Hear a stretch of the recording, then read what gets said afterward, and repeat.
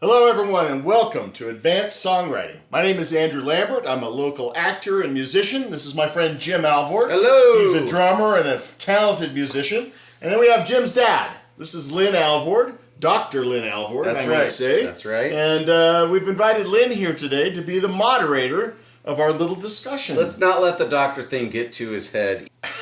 All right. Very good. So today we are going to be talking about something called forever songs. And forever songs are those songs that just are going to be around forever. They are so iconic, they're so beautiful, they're so memorable that people just love to sing and play them all the time. We're going to debate tonight 2 forever songs. There's a lot of forever songs. Remember at the end to plug my music. Would you? Okay. There's a lot of examples of forever songs, but I've chosen a forever song that's more in the rock and roll category, a song that you cannot miss. And have you chosen a song as well? I have, and it comes from the American Songbook of Musical Theater. What song did you choose? I chose Edelweiss, which is from the 1959 stage musical written by Rodgers and Hammerstein called Sound of Music. And were you alive in 1959? I was not. That was Okay, well, a few years before my Maybe that's an coming, example sir. of a forever song since it's that old, and we're talking about it. Yeah, absolutely. That's fair. Are you doing okay over there, Lynn? Oh yeah. Could I just interject here a minute? Did I tell you about the time you mentioned the theater? That Van Cliburn, the famous pianist, came to Salt Lake City, and he played there. And my friend and I pretended to be newspaper reporters for our school newspaper, so we could get into his dressing room and see him. You see, and so we did that. And actually, he opened the door, and there was his mother sitting with a mink stole on. His mother went everywhere with him, you see. And he came out on the stage right where he'd been playing, and he started to talk to a few of us kids. Mink stole. What we're here to talk about, though, tonight is forever songs. And before we go into your very interesting story about a mink stole, we're going to talk about Hotel California, written by the Eagles. Go ahead. I've come up with a few facts that maybe some of us don't know about this song. It actually is quite epic. It was made in 1978, so I was 1 year old at the time. It did rise to a #1 hit, of course, everyone knows that. It got the Eagles into the Rock and Roll Hall of Fame. In my opinion, it may have the greatest guitar solo of all time. It's 2 guitarists playing in unison in a harmony, melody that everyone can easily sing. Everyone knows the melody to Hotel California. We've all heard that many, many times. And it got, I don't know, I looked up the royalties that they got, but they'll probably get rich and forever and ever get royalties off of this. The Eagles, 150 million albums. They have 5 #1 singles.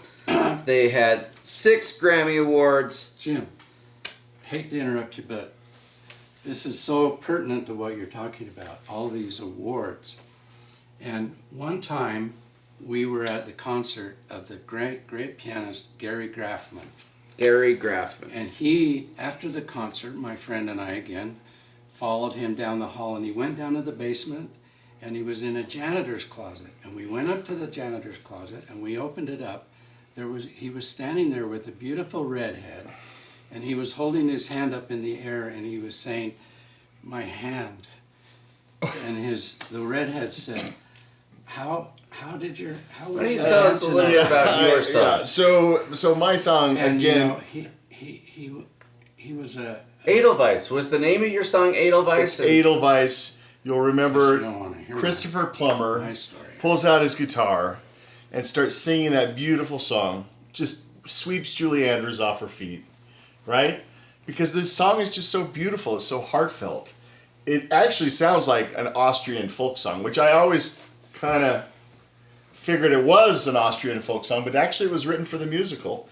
And it was the last collaboration between Rodgers and Hammerstein. Actually, Hammerstein died shortly after this song was written. So again, it's just lyrical. It's just this beautiful. Are you doing okay there, Lynn? Oh, yeah, fine. Okay. Yeah? Okay. No problem. Spider in your shoe or something? No. These shoes, that you don't have to undo the laces. In fact, Jim gave them to me. Oh, put your feet in them. Very good. Merry Christmas. So anyway, I would just submit that, while Hotel California was a great song, it is a great song. Edelweiss just transcends, cultures and times, and just is beautifully written and can be played just on a single guitar and sung Edelweiss, Edelweiss, right? Oh. I'll give you it. It's a catchy melody, but in 100 years, are we going to be singing Edelweiss, Edelweiss, unless we're at some sort of Swiss festival somewhere? Maybe if people have their Stein shot that pen at me. If they're at some sort of festival, maybe they'll be singing Edelweiss, but that's more for comedic relief than actual true meaning. I think people will truly love hearing Hotel California. It's just one of those epic songs you're going to hear over and over. People never tire of. The moderator here, you said it. They were so in love with that song. When we were playing in the Cornet Choir, we were on our way to Salt Lake to play in the Salt Lake Tabernacle, you see. It was UEA convention, and that place was going to be packed with teachers all over the state.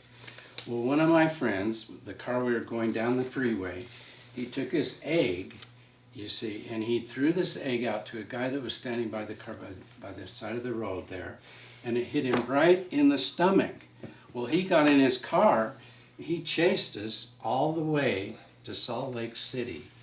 And just as we got to the intersection of State Street and North So Temple, your friend had an egg just in his pocket? I mean, okay. well, he brought the eggs just for this. Okay, well, Lynn, Very we're nice. going to just finish up what we're talking about here. And so, like I said, Edelweiss kind of reminds us of the Von Trapp family, which is a true story of them escaping and not being conscripted into the Nazi army. And it's all about freedom and homeland. I mean, you got to love it. It's true, but Hotel California is a mystery. It's a song that good lyrics leave it open to interpretation. We don't know what the lyrics mean exactly. To my knowledge, the Eagles have never... Guys, I'm getting a little bit upset. Now, you knew that I came down here for one purpose, and that was to plug my new albums. Oh, okay. And so I hope you will give me an opportunity I guess. to do that. You see, this one here What do you have there? shows me with a tuxedo on the top and a pair of bathing trunks on the bottom.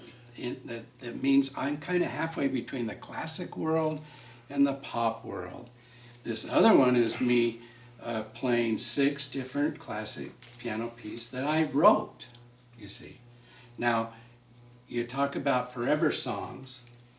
Well, these have been out for a year now, and they're not even slowing down. So as far as I'm concerned, that's going to be a forever song. So can we listen to if it? you will Or just put a link in the comments? would you please put a link Sure. in the comments? And that's, the reason I came. All right, fine. You can plug it. I guess they're good. I don't know if they're as good as Hotel California or Edelweiss, and I don't know if we're going to resolve this week. But anyway, we'll catch you next time, right? That's right. All right. All night long the skies are turning